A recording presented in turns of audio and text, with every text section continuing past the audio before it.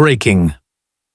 Donald Trump just slapped India with a 50% tariff, and it could destroy one of America's most powerful alliances.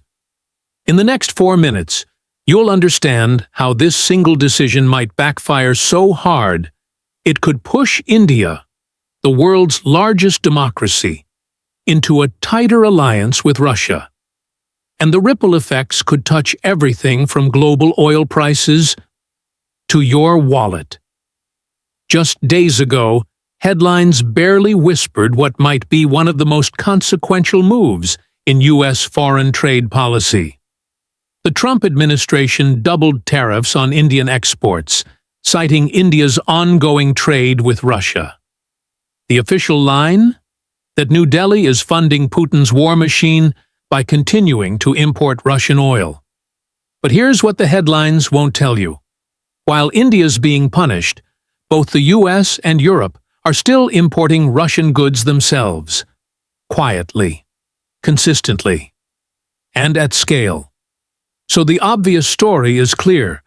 Washington says it's taking a moral stand against Russia by targeting countries that support it economically. On paper, that sounds righteous. In practice, it's murky, because this isn't really about morality. It's about leverage, control.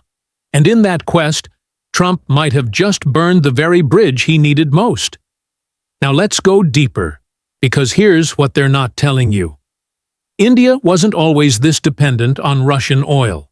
Before the Ukraine war, less than 2% of its oil came from Moscow. Today, that number has skyrocketed to nearly 40%. But why? Because Russian oil is cheaper. In a time of global inflation, rising energy costs, and post-pandemic fragility, India made a practical decision, one that the U.S. itself quietly supported just a year ago, praising India for helping stabilize global oil markets. So what changed? That's the hypocrisy no one wants to talk about. While the U.S. comes down hard on India, it's taking a much softer approach with China. Even though Beijing imports far more oil from Russia, has a closer strategic partnership with Putin, and poses a far greater challenge to American influence. And yet, China gets the carrot, while India gets the stick. Let that sink in. This isn't just confusing, it's insulting. To New Delhi, it feels like betrayal, a so-called partner suddenly treating you like the enemy, while your real adversaries are being appeased. This changes everything. Because India was supposed to be one of America's cornerstones in the Indo-Pacific strategy, a democratic counterbalance to China, a key economic ally, a cultural bridge. And instead, Washington just sent a very clear message. Friendship is conditional. Compliance is expected. And disobedience will be punished, even if the punishment is economically devastating. Millions of Indian jobs now hang in the balance. Industries from textiles to leather to pharmaceuticals will feel the squeeze. And U.S. consumers? You're not immune.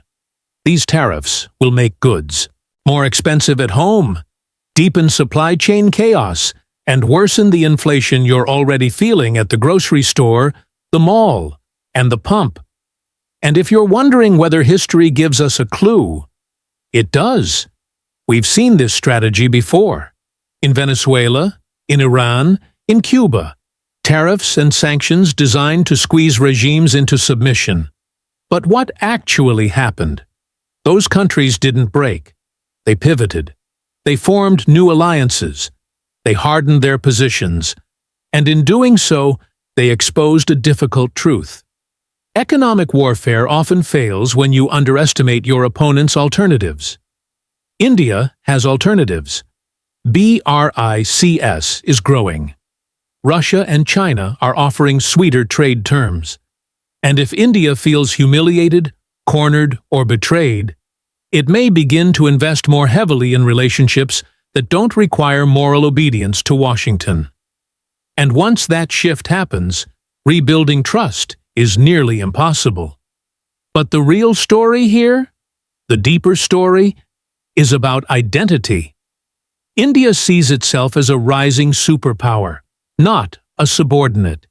It doesn't want to be told who it can or can't trade with. And America, by treating India like a problem to be solved rather than a partner to be respected, is forgetting something vital. Alliances are built on trust, not ultimatums. And if that trust is broken, the consequences could be enormous.